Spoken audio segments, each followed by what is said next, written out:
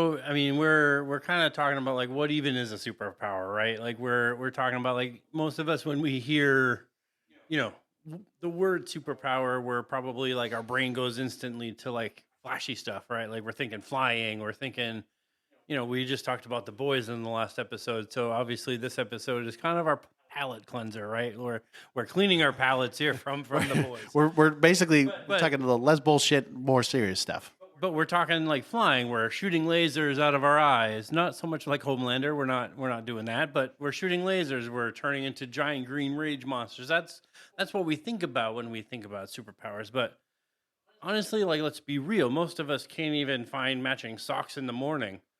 So Well, I that's mean, that's an everyday problem, though. if that's the bar, we're screwed. Honestly, like we're screwed. That's my everyday problem, Matt. That's the problem. Is half the time I can't I find mean, where the fuck half that shit is. when we look at a comic book definition of a superpower, this is like a traditional definition, I would say. It's a unique, often unnatural ability that makes someone stand out above the norm, usually gained by accident, science experiment gone wrong, alien blood, a childhood trauma that would leave the rest of us in therapy for life, right? Like that's in comic book world. Some examples would be mutant genes, like you have X-Men or mutants in general. Super soldier serum. I mean, there's a few examples, but some of them are some of the major ones.